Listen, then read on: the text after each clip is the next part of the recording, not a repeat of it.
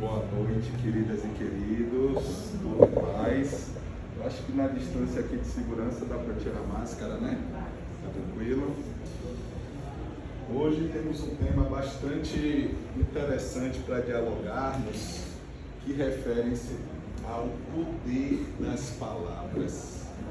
O quanto podemos trabalhar com este processo que nos cabe e é um dom de Deus. Aqueles que têm a possibilidade de falar, porque muitos dos nossos irmãos não têm essa circunstância devido à deficiência na fala decorrente a doenças, nascimento, genética ou até mesmo, quiçá, espiritual. Uma ligadinha ali, por favor, meu irmão. Entretanto, muito obrigado, eu só segurar o do meio.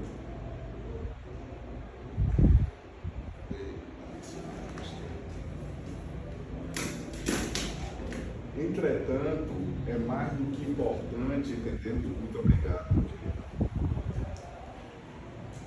que um exemplo, uma paciente que esteve no meu consultório, que há 60 anos ela é espírita, trabalhadora da Mansão do Caminho, e foi lá, muitas conversas, muitos diálogos, que se estendiam o processo odontológico, e para minha surpresa, ao chegar em casa, eu pego o celular e tem uma mensagem dela: Doutor Enzo, você é ótimo, você é maravilhoso, essas coisas, né?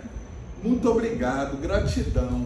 Aí vocês param para pensar: nossa, o que é que ele falou para ela para que pudesse tocar profundamente uma pessoa com tanto conhecimento que a gente pode se imaginar? Nada.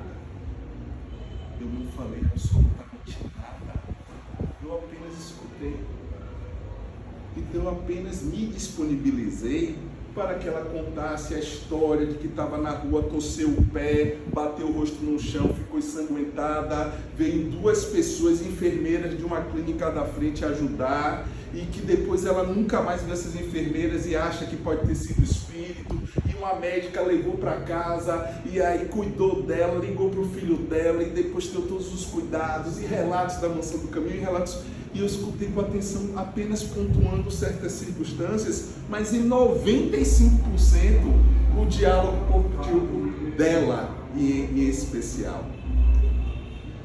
Quando entendemos que a palavra é prata e o silêncio é ouro, conseguimos determinar de que, como Jesus realizou, em muitos momentos é mais importante se calar.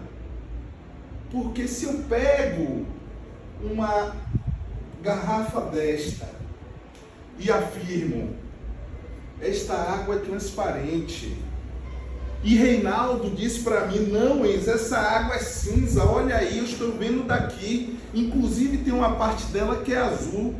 Eu: não, grande Reinaldo, essa água, ela está dentro da embalagem, e o que você está vendo é apenas a percepção, mas se você der uma pesquisada, você perceberá que é inodora, transparente, incolor. Não, eu já sei, porque inclusive eu vi no grupo de WhatsApp que a água é cinza. Então, às vezes vale a pena discutir quando se tem informações completamente distantes e que não condizem com a realidade, sendo quem somos nós para determinar o que é a realidade, porque todos os dias nós aprendemos. Então, meus queridos e queridas, muitas condutas, o importante é silenciar, desejar um bom dia, que Deus lhe conforte, e silenciar, porque certos diálogos não fazem bem à nossa consciência, principalmente devido a entendermos que existem os diversos processos de variações evolutivas, e que inclusive no diálogo nós mesmos possamos ser o do processo evolutivo inferior. Então, saber que o escutar se torna primordial reflete o que a benfeitora Marta nos coloca.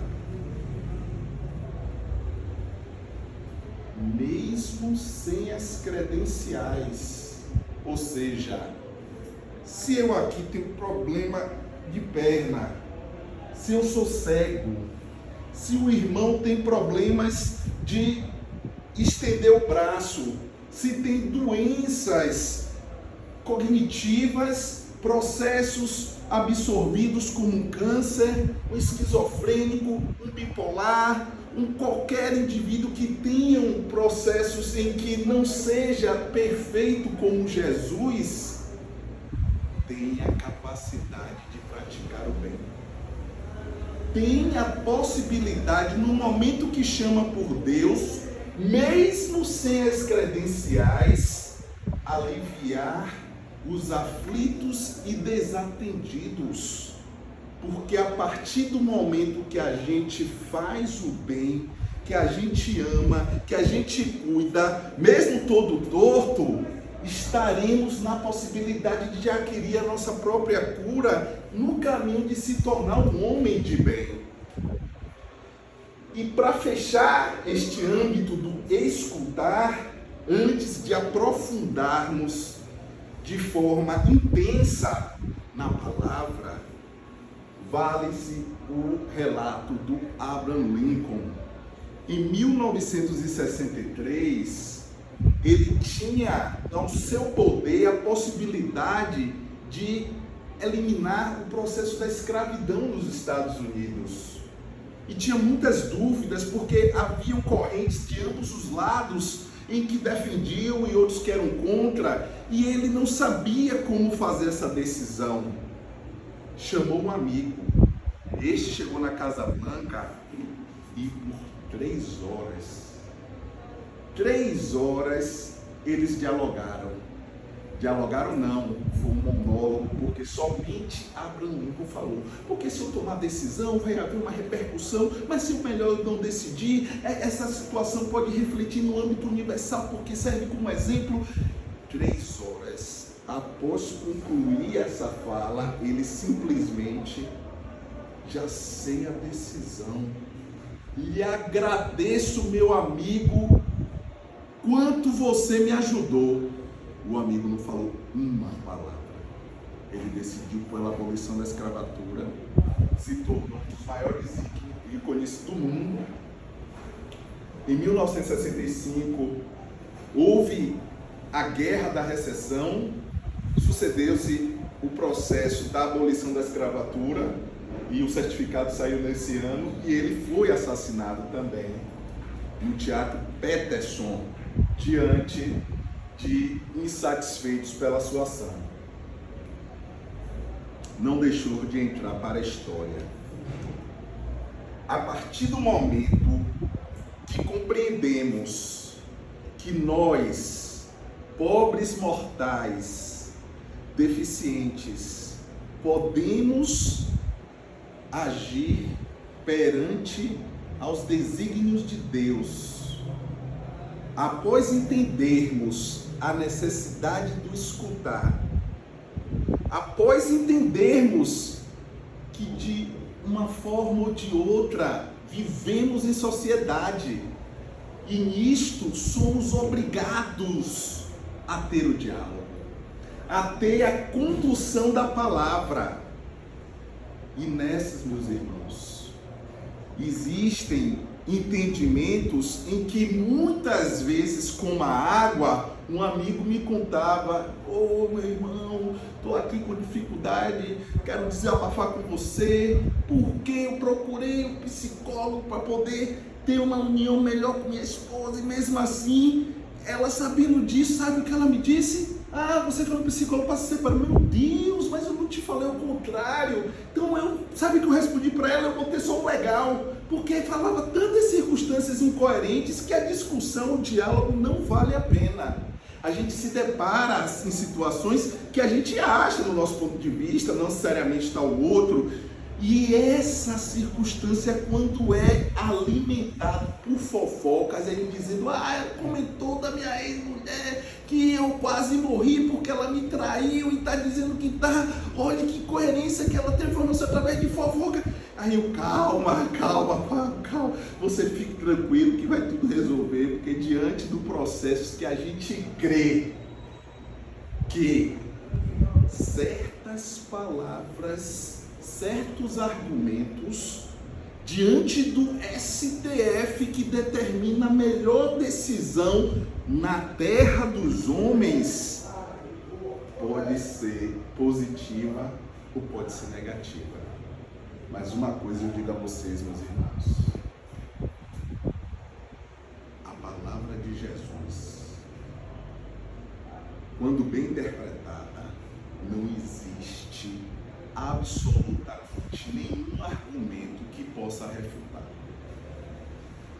E nesse sentido, compreendemos que uma boa árvore não dá mais frutos, assim como uma má árvore não dá mais frutos. Temos a capacidade de conhecer a árvore pelo fruto que ela dá. Da mesma forma que jamais poderemos pegar o figo no pé de espinheiro ou cacho de uva nas sarças, porque o homem de bem retira o bom tesouro do seu bom coração. O homem mau retira do seu mau tesouro do seu mau coração. Porque a boca fala do que lhe transborda do coração. A boca fala do que o coração está cheio. Está em Mateus 12, 34. Lucas referenciam essa passagem de Cristo, que não existe a mínima possibilidade de entendermos uma forma diferente. Porque a partir do momento que a gente adquire o mínimo, que a gente não sabe de nada, eu estou aqui apenas contribuindo, compartilhando nada, do quase nada, do nada que eu sei. E isso eu tenho consciência.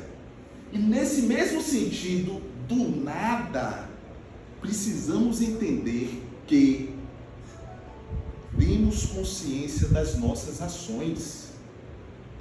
Temos consciência de nossas ações.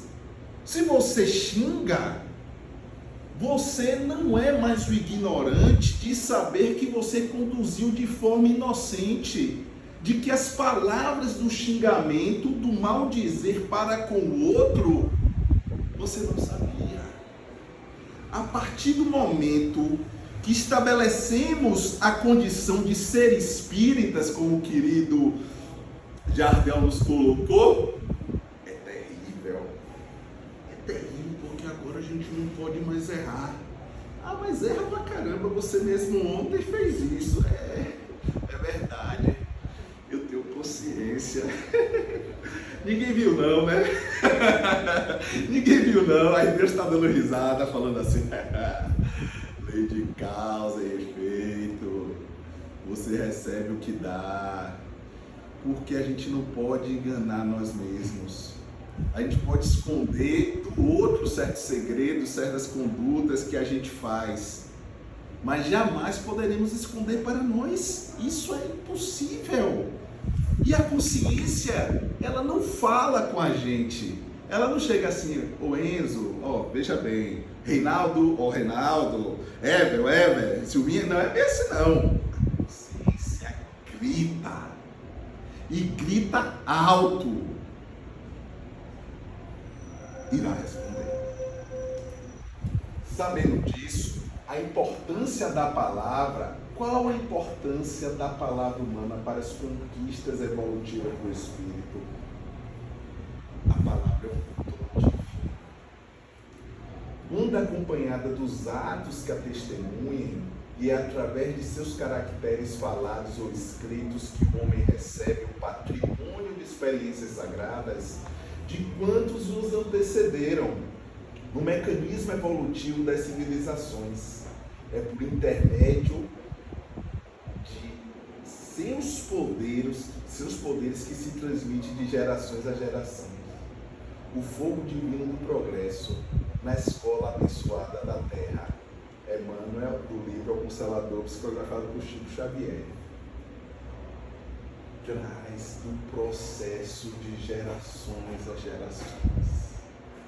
A gente ensina, a gente coloca para os nossos filhos, nossos amigos, nossos confrades, nossos colegas, indivíduos que a gente nem conhece, se tem um diálogo fortuito na rua.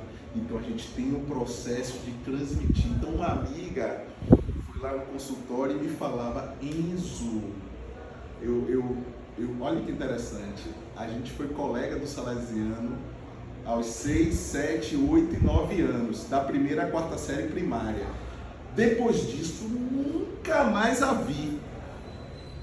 Perdeu o contato, mas eu lembrava, pô, Elane e tal, e meu nome Enzo, a gente sempre sentava um na frente do outro, e também a gente era os únicos negros da sala, né, o resto tudo branco, então não tinha como eu esquecer dela.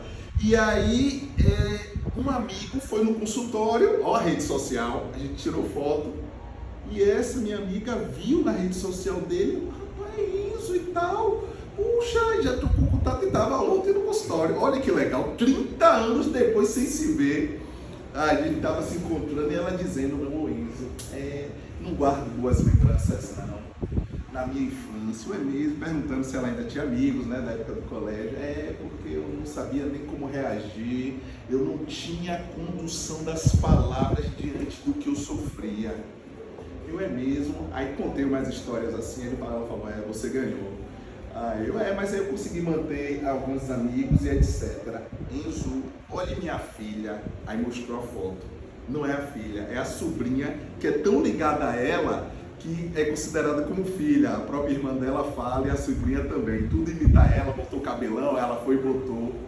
Enzo, essa criança tem 10 anos e chega pra mim e fala: por que a decisão para ser tomada é assim, assim, assada? Aí eu faço assim, ó: nossa, é mesmo? Aí não sei o que. Eu com essa idade eu jamais teria essa habilidade, essa condução. Porque a geração passada, o processo do mecanismo evolutivo, o fogo divino do progresso, fez com que a sobrinha, filha dela, já tivesse uma condução diferente da dela e da minha.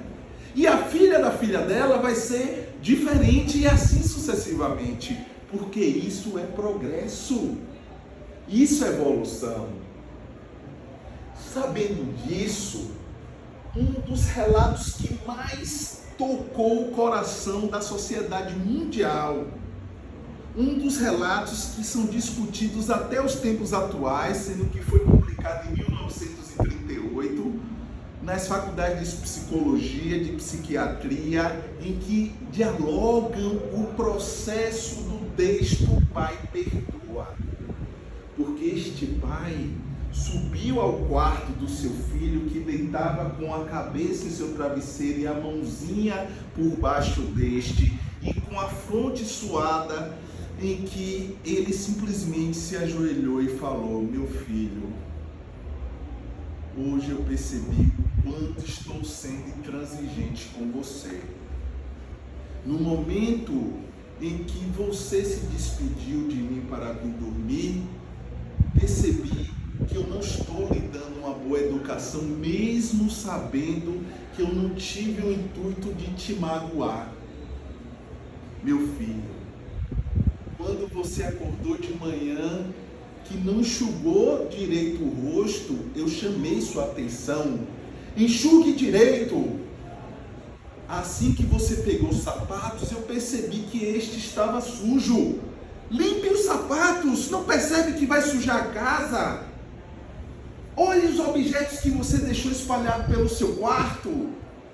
Descendo para tomar o café da manhã, você colocou os cotovelos na mesa e mais uma vez eu chamei a sua atenção. Passou a manteiga no pão em quantidade excessiva. Veja, tome cuidado, tem gordura, você vai se prejudicar. No momento que eu estava indo para o trabalho, você disse: tchau, papai. E eu falei para você: endireite seus ombros. Ao retornar no fim da tarde, todo o ciclo se reiniciou. Você estava ajoelhado jogando gude com seus amiguinhos. Suas meias estavam furadas. Levante agora e você precisa cuidar de suas meias, porque se você que comprasse, você teria melhor cuidado. Passe humilhando-o na frente dos seus amigos. À noite, quando eu estava na biblioteca, realizando a leitura do meu jornal, você apareceu na porta, com os olhos de mágoa, e eu lhe perguntei: o que você quer? Nada você falou, apenas correu em minha direção, me abraçou afetuosamente, me deu um beijo no rosto e falou: boa noite, papai, eu te amo. Ao você dar as costas é que eu me dei conta. O jornal escorreu das minhas mãos. Percebi o quanto eu estava sendo injusto com você. Porque você é apenas uma criança. Uma criança com um coração tão bondoso, tão grande quanto o sol que sobe por trás das montanhas. Meu filho, estou aqui sem ninguém saber que ajoelhado estou do seu lado, em que possivelmente você não vai se lembrar, para te dizer o que o hábito fez tornar o pai que eu estou sendo, mesmo consciente de que eu te amo. Mas essas condutas não estão me fazendo bem, tampouco a você. Amanhã eu serei um pai melhor. Me perdoe. Profundo, porque não se percebe. Não se percebe muitas vezes o hábito que temos em lidar com o outro de maneira equivocada e que em nossa cabeça achamos que está correto. Porque temos uma grande ilusão e um ciclo infinito do mal e que vivenciamos absolutamente todos os dias. Quando a gente sabe quase nada, a gente entende que é dando que se recebe. Logo, se o outro não dar a mim, eu não darei a ele. Aí você sabe o que o outro fala? Se o outro não dá a mim, eu também não dou a ele. E a dor, a angústia, o sofrimento, a intolerância, as reclamações serão infinitas, porque o braço a torcer não é dado.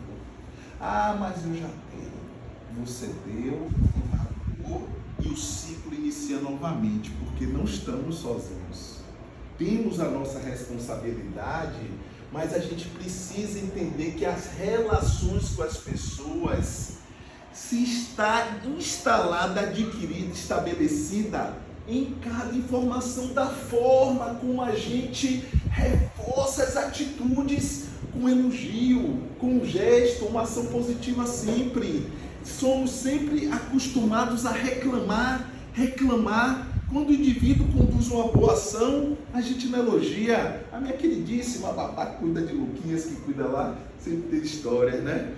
E aí ela, aqui pra gente, queimou pela 8ª vez o pão.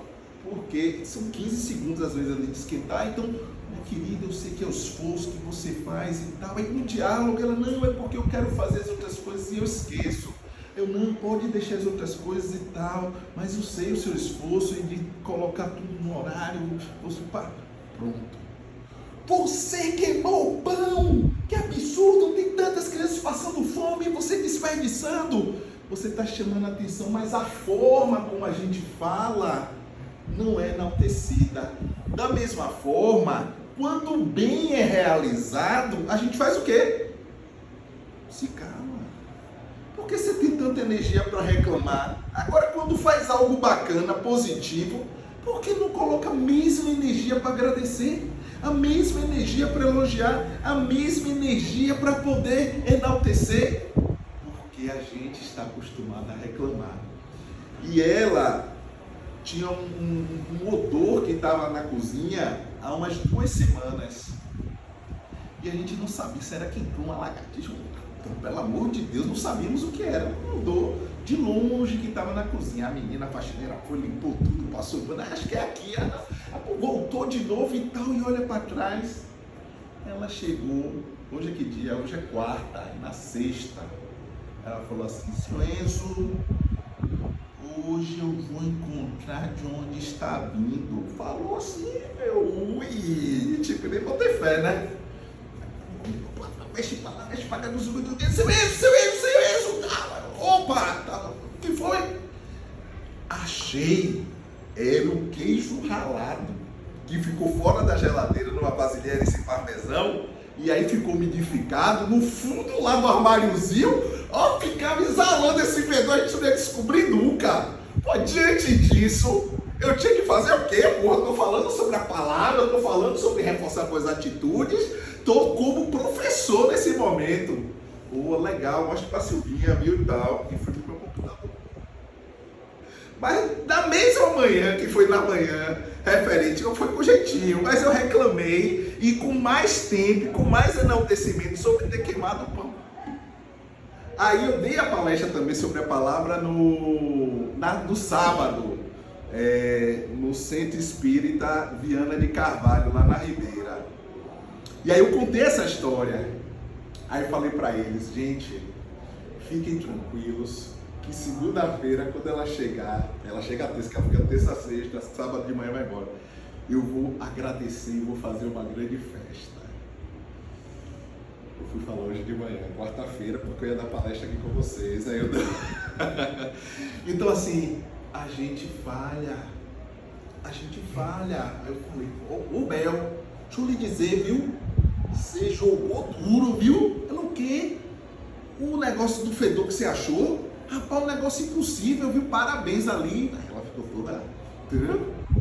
Então, a gente precisa elogiar. A gente fala em elogiar as pessoas, mas passa a reclamar. Reclama do marido, do irmão, do filho, da esposa, de tudo, não sei o quê. Faz um negócio bacana, elogia. Da mesma forma que a gente precisa olhar nos olhos para ter a transmissão da confiança, firmeza e energia nas atitudes. Eu brinco com muitos amigos que às vezes chegam na situação que: não, vem cá, você chegou a levar a caixa que combinou? Veja bem, eu gaguejou, cacacaiô, eu brinco muito nesse sentido, porque precisamos nas nossas ações transmitir confiança.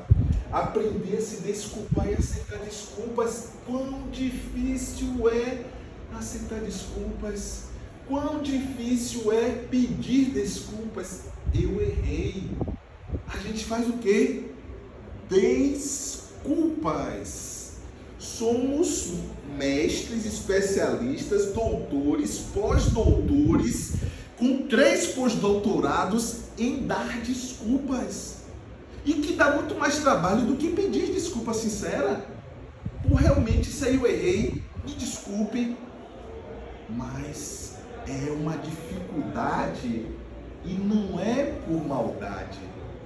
É por você ter 40 anos e por 40 anos você foi educado de uma forma, ter lidado de uma forma, fazer de uma forma, e aí você depois quer que a pessoa faça diferente. É compreensível, mas a partir do momento que a gente busca o processo evolutivo, a gente precisa começar a trabalhar, manter o equilíbrio. Ave Maria, manter o equilíbrio já sobe 10 casinhas do processo evolutivo espiritual, porque quão é difícil a gente sair do prumo, o quão é difícil ficarmos em falta de sintonia com o Altíssimo, por milindrarmos por nada.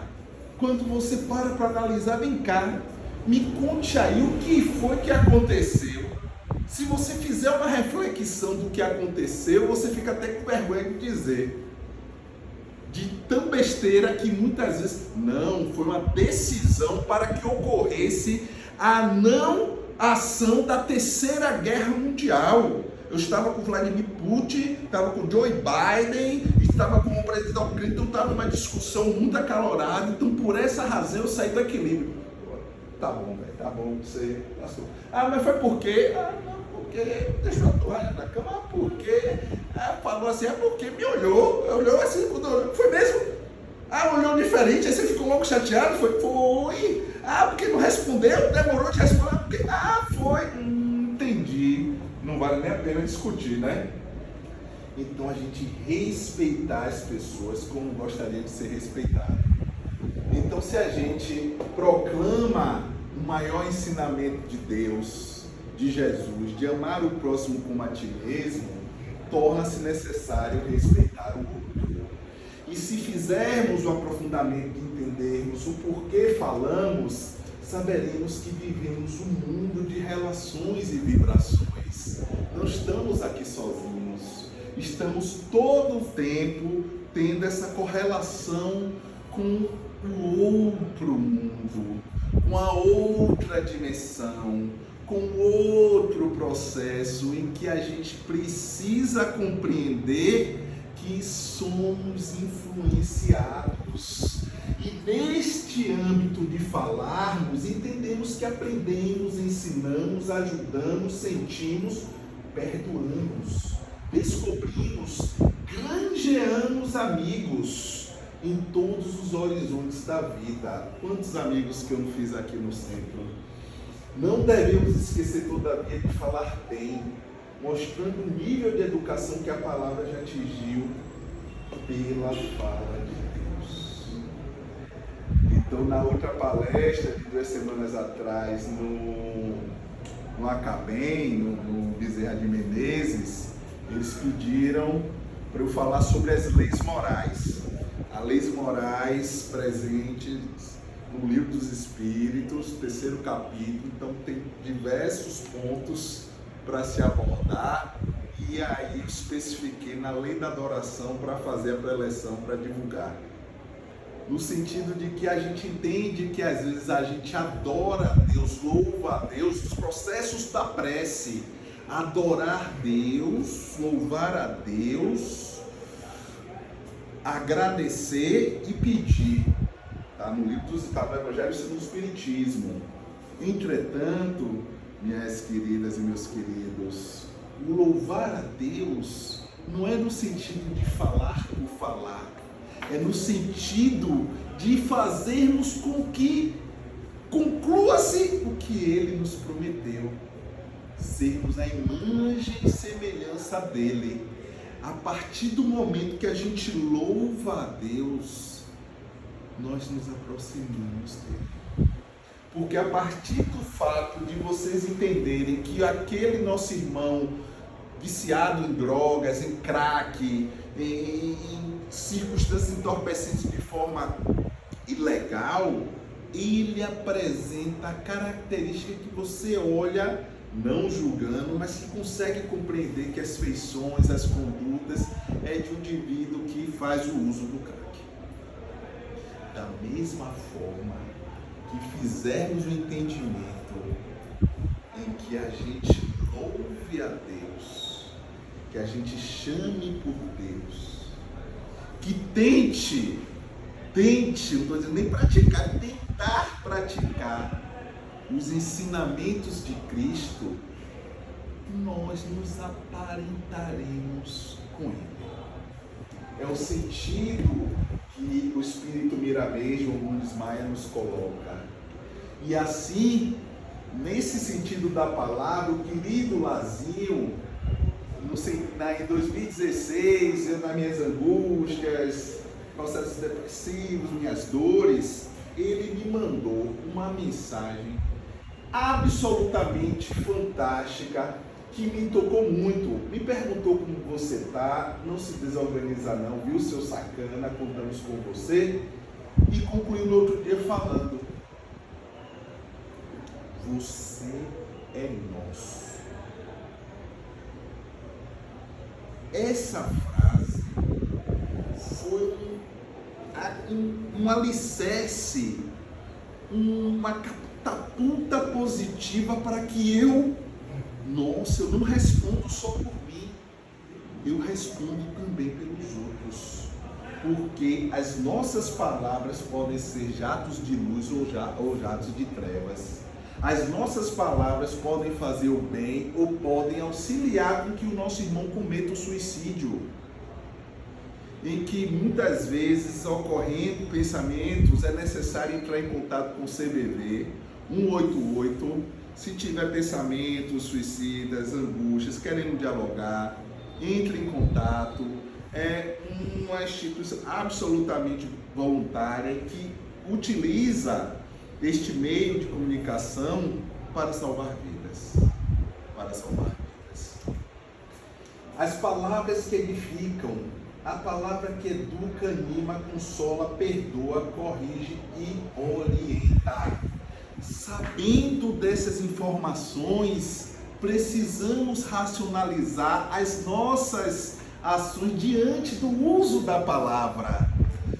Caetano Veloso, ditadura militar, no momento em que ocorre o seu show, todo o público vaia. A repórter do SBT chega para ele e fala: Caetano, o que você acha de estar saindo sob as vaias? E ele fala: eu não saí sobre as vaias, eu saí sobre as vaias, das costas e saio. O cara sabe, ele é o compositor das músicas mais sublimes já realizadas aqui no Brasil. Então, sabendo trabalhar as palavras, até no momento que a gente entra em um diálogo, não quero nem colocar uma discussão, mas aí a gente termina aquele diálogo, aquela discussão, e aí depois de alguns minutos, olha, meu Deus, era para eu ter falado isso, nossa, eu poderia ter falado aquilo, poxa, eu não deveria ter dito isso. Então, o processo do lidar com as palavras que se torna importante para poder fazer com que o nosso coração, que foi dito anteriormente, seja preenchido. E foi o que esse rapazinho fez, meu filho Enzo Lucas. Meu pai hoje faz exatamente 6 meses que desencarnou. E contei para a Luquinha, a gente trabalha o processo do espiritismo, e ele aceitou muito bem, de forma até surpreendente, em dizer, não, tudo bem, é assim mesmo, e seguiu. 3 meses depois do desencarne do meu pai, eu estava num domingo com ele pela casa. E ele, papai, venha brincar comigo. Papai, vamos aqui na cozinha. Papai, vamos jogar videogame. Me chamando de papai atrás de mim, eu correndo atrás dele. E aí eu comecei a abusar ele. Papai, espera um pouquinho, papai vai almoçar. Papai, você vai querer jogar com qual? Papai. Aí ele falou assim, pai, falou sério. Aí eu parei, né? Ele sempre brincando. Pai, eu não sou o seu papai. O seu papai está no céu.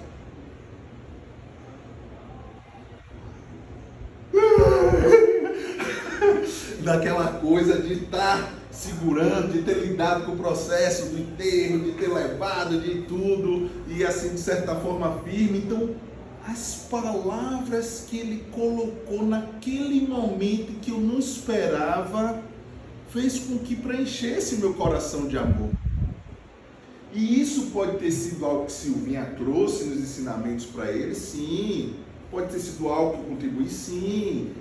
O importante é entendermos que todas as palavras que são ditas não são em vão. Da mesma forma das palavras da oração. Não existe nenhuma oração no universo que não é escutada por Deus. O poder da oração é imensurável. Se os homens tivessem este entendimento, não parariam de orar por nenhum só segundo.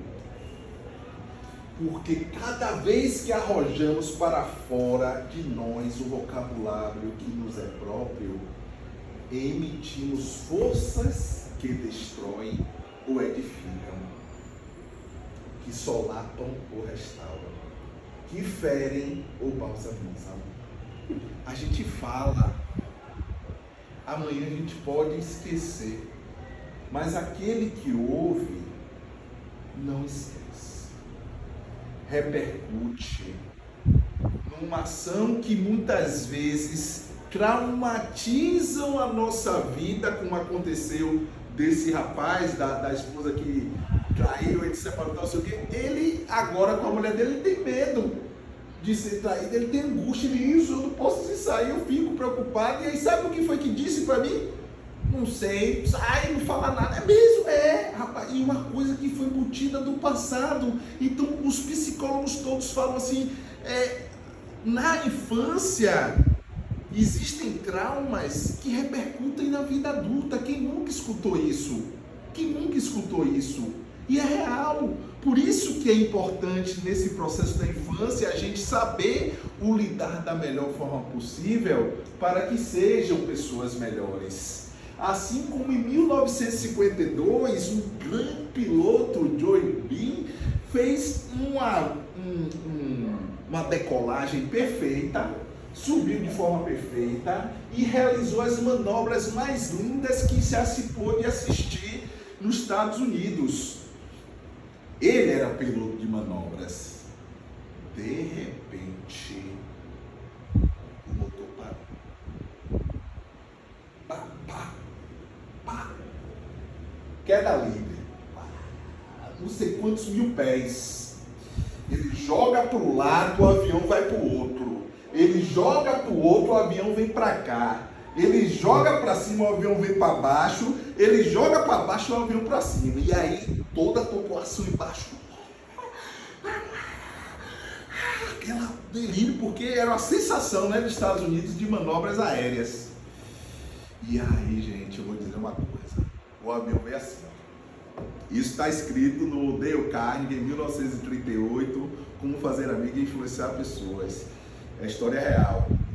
O avião veio desse jeito, ele descrevendo, e ele jogava para o lado, não conseguia manobrar, e aí, quando estava próximo do solo, ele fez uma manobra diferenciada, e aí conseguiu pousar. Quebrou uma asa, teve um problema ali, mas conseguiu pousar e saiu vivo. Cara, experiente. Como é que não ia ver esse processo do avião para dar uma pane desse? Ele aí, na hora que ele saiu, a primeira coisa, ele abriu a tampa de gasolina. Olhou. O correto era botar gasolina de avião. E o cara botou diesel, tipo assim. O mecânico dele, que já trabalha um bom tempo, de confiança. E ele era um cara alto, maior do que eu. Ele aí saiu. Todo cheio de fumaça, todo cheio de circunstâncias, em direção ao mecânico.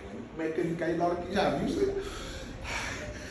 E ele aí todo sujo, ó, grandão, se aproximou do mecânico, o cara aí já... isso aí dá até prisão. Aí ele botou a mão assim no ombro do mecânico e falou: amanhã eu tenho outro voo e quem vai preparar é você. Eu confio em você.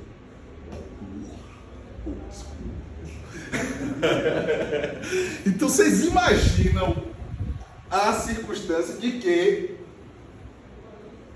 você conhece o fruto pela árvore. Você tem condições de imaginar que esse ser possui um processo de invalidade espiritual, de baixas vibrações. Lógico que não é perfeito, mas mostra-se ali nas suas condutas, nas suas falas, nos seus comportamentos, que tem um processo A maior. É nisso que devemos entender.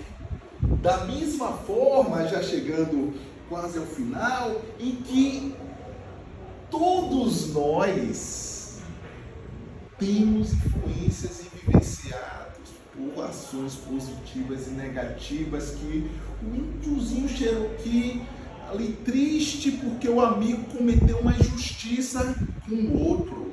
ofendeu, xingou, julgou e foi falar com o pajé da tribo.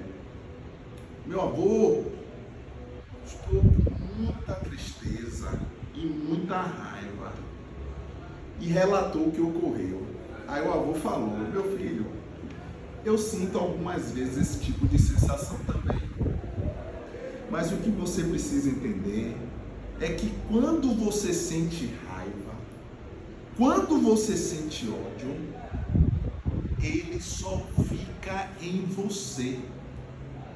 É como se você bebesse o veneno desejando que seu inimigo morresse. Então alguém brigou, alguém discutiu, alguém ficou... E você fica angustiado, você fica chorando, você fica triste, você está se envenenando. Porque o outro está ali saltitando. É um processo em que a gente precisa compreender que a nós mesmos estaremos fazendo mal. E falou, todos nós temos dois lobos. O lobo bom e o lobo mau. O lobo mau, ele é rancoroso, vingativo, depreciativo, pratica maldades, em que você nunca terá o perdão e saberá que ele pode puxar sua perna a qualquer momento. Já o lobo bom, ele é caridoso, ele é indulgente, consegue enxergar apenas os lados positivos do outro, ele conduz a sua vida baseado na caridade e reage diante de uma luta quando é necessário. Aí o menino ficou assim, com o olho arregalado, e aí perguntou: vovô, e qual é que vence? Ele deu risada e falou bem baixinho: aquele que você mais alimenta. Diante disso, na questão 919, qual o meio prático mais eficaz tem um homem de se melhorar nesta vida e de resistir à atração do mal? Um sábio da antiguidade Bulo disse: conhece-te a ti mesmo. A partir do momento que nos conhecemos, temos a capacidade de lidar com os nossos pensamentos, emoções e ações de maneira mais inteligente. De maneira que a gente sabe que diante dessa situação eu vou me chatear, então eu vou o quê? Me calar. Eu sei que diante dessa situação eu vou perder a estribeira, como é que eu vou fazer? Eu não vou. Eu sei que diante dessa situação, se eu for dialogar, eu vou falar grosserias, eu me calo. É tentar se conhecer, porque a gente sabe que essas vibrações são assinaturas pessoais, porque somos influenciados a todos os momentos por espíritos de baixa vibração, quando agimos com baixa vibração, por espíritos de alta vibração, quando agimos com alta vibração. Assim, minhas queridas e meus queridos, eu finalizo para vocês. No defluídico das palavras, saberemos que a conversação cria o ambiente qualquer definitivo para o êxito e a negação. A lei da atração, em que você agradece a tudo que se tem na metafísica, sabe que o pensamento nos influencia para que possamos sobressair diante das dores da vida. E, mais do que ninguém, nos ensina que precisamos semear aquelas palavras, porque o poder é ilimitado. Ele faz com que possamos ser capazes de sobressair de uma depressão, de uma capacidade em que a gente tem como maior exemplo Jesus. E Ele, com todo o seu amor, nos coloca a capacidade de vencer.